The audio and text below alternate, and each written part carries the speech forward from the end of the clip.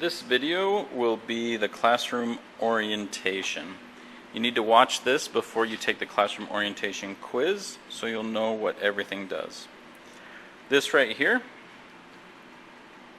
is called a slab roller. It is used to make flat sheets of clay. Okay.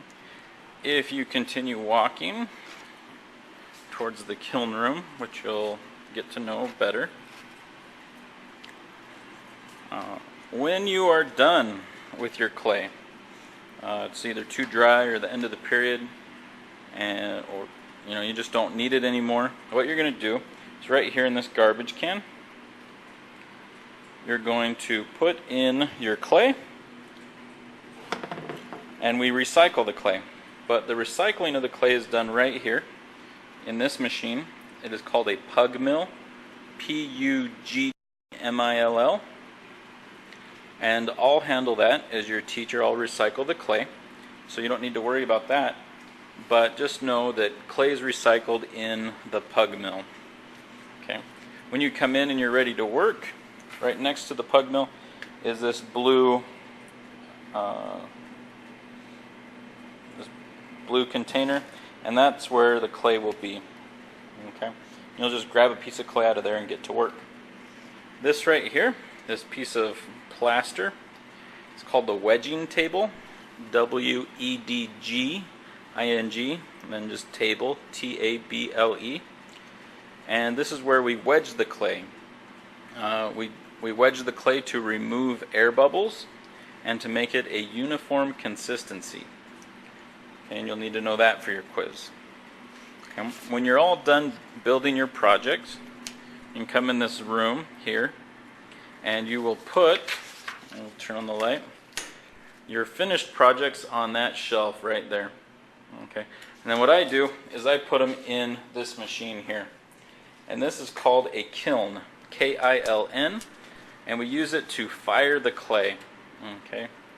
And what that means is that we heat the clay. We heat the clay to about 1800 degrees Fahrenheit, so it's very hot, and it changes the clay permanently.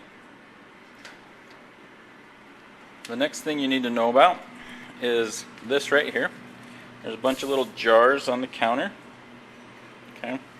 And inside the jars is slip. Okay. And what that is it's clay and water mixed up, and it's slimy stuff, and it works like glue for clay. Okay, you can see it's real slimy, and you'll use that anytime you're joining two pieces of clay together. You'll put some slip on there, and it'll help them stick. Okay. Over here in the back of the room, the second drawer down, we have the tool drawer.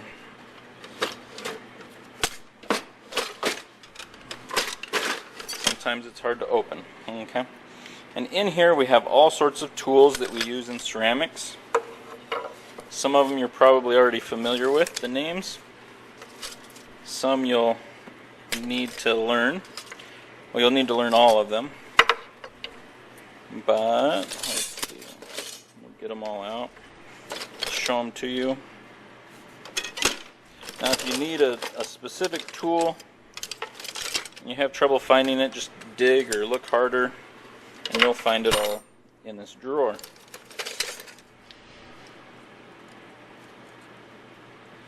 Okay. That one. And I'm not going to show you all the tools. There are more than just the ones I'll show you on this video. But they all are useful and have a purpose for being in here. Okay, so here are all the tools we have. These aren't all of them, but all the ones that you need to know. Okay, the first one we'll do is a fork, and we use that to score the clay. So before you join two pieces of clay, you're going to scratch them one way, and go back and scratch them the other way. So you have kind of a bunch of X's, and that'll help the clay go together. We also have a spoon. If you want to burnish it or smooth it out with the back of the spoon, that works well. Or dip clay out of the container, or the slip out of the container, and put it on your piece. Okay. This one here is just a knife. We use it to carve into the clay, cut the clay, and you can also use it for scoring.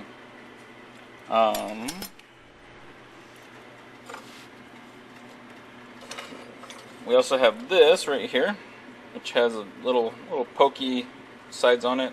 This is called a scoring tool, and you can also use this for scoring instead of a fork or a knife.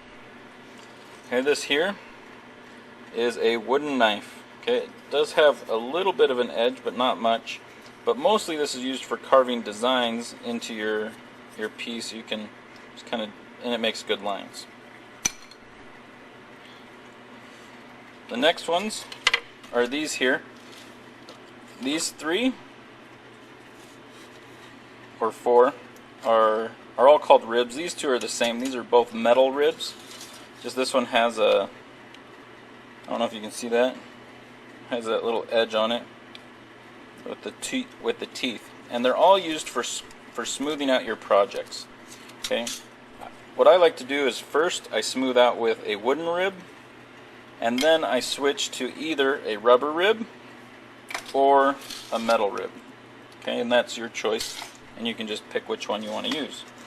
These 3 right here all do the same thing, but they have different kind of ends and shapes that they do it with.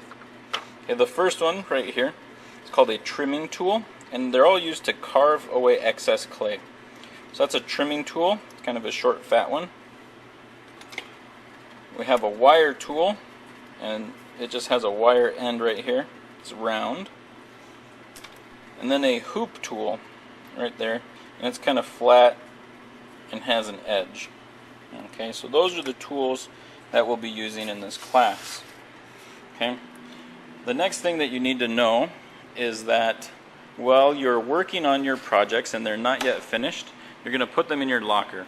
And your locker can be in this section or the metal ones, or even way across the room over there. And your name will be on your locker, so no one takes your project or touches it. Okay, this time I'd like to review a little bit about what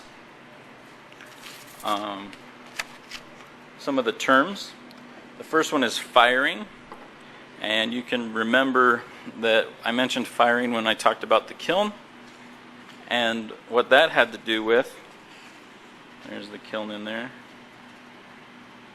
that had to do with heating the clay. So when we say fire, we mean heat the clay. The next word that you'll need to know is wedging. We talked about that at the wedging table.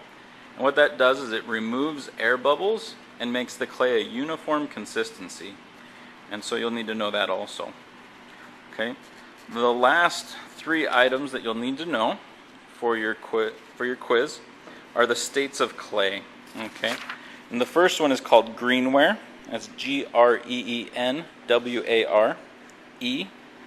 And what that is, and you can see examples of it right here, is it's dry clay.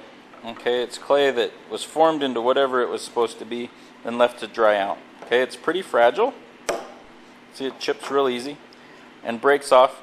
And one thing to notice about this is that when you're done with, if you don't like your clay or your project and it's still greenware, is you can put it in the recycle and it will just turn back into clay with the water. Okay. The second state of clay is this right here. Now it looks a lot like the greenware, but instead of being fragile, it's pretty hard. Okay, and this is called bisqueware, Bisque, and it is clay that has been fired one time. Okay, and it's hard, but if you hit it hard enough, it will break. The third state of clay is right here, and this is called glazeware, Glaze, W-A-R-E. And what this is it's clay that's been fired one time, it's been bisqueware, it was painted or glazed, and then fired a second time. The last word that you'll need to know is silicosis, S-I-L-I-C-O-S-I-S. And what that is a lung disease that comes from breathing clay dust. It's also called potter's rot. And so in the class, make sure that you sponge off your table with a wet sponge every day and try to keep dust to a minimum because it's bad for your lungs and everyone else's.